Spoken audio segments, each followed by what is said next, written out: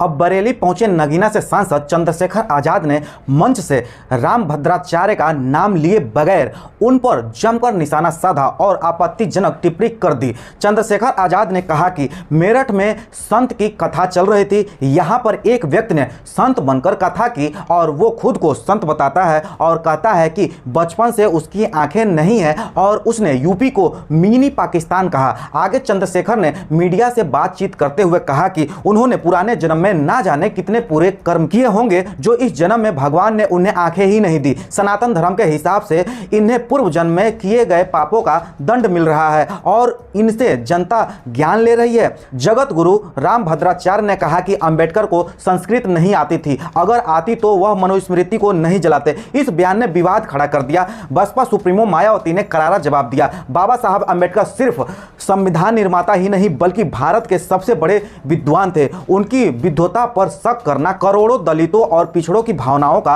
अपमान है। यह विवाद सिर्फ शब्दों की लड़ाई नहीं है बल्कि उस संघर्ष की याद है जो अंबेडकर ने समाज के लिए, समाज को बराबरी दिलाने के लिए लड़ा था। आरक्षण और संविधान पर टिप्पणी करने वाले रामभद्राचार्य के खिलाफ दलित संगठन का गुस्सा फूट पड़ा है। इंडियन दलित फोरम ने दिल्ली में शिकायत दर्ज कराई है और साफ चेतावनी दी है कि सामने मोदी या शाह हो तब भी आंदोलन से पीछे नहीं हटा जाएगा। सामने नरेंद्र मोदी हो, अमित शाह हो, कोई भी हो, हम अपने अधिकारों के खिलाफ लड़ेंगे और बोलेंगे।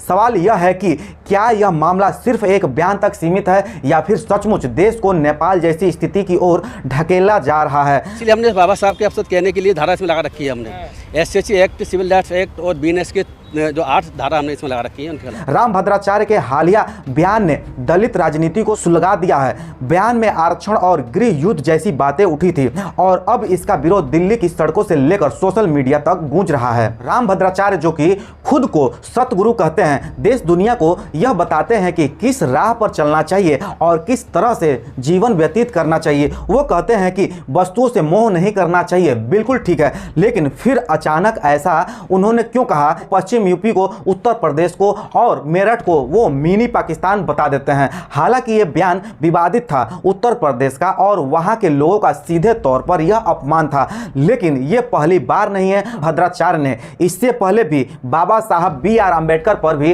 टीका टिप्पणी कर रखी है। उन्होंने कहा कि किसी भी प्रकार से अगर बाबा साहब BR अम्बेडकर को मनुस्मृति और संस्कृत का ज्ञान होता तो मनुस्मृति को नहीं जलाते। दूसरा बयान उन्होंने कहा, इससे पहले भी अम्बेडकर पर बयान दिया, यह कहते हुए कि संविधान रचयिता केवल वो नहीं है बल्कि BN राव भी थे।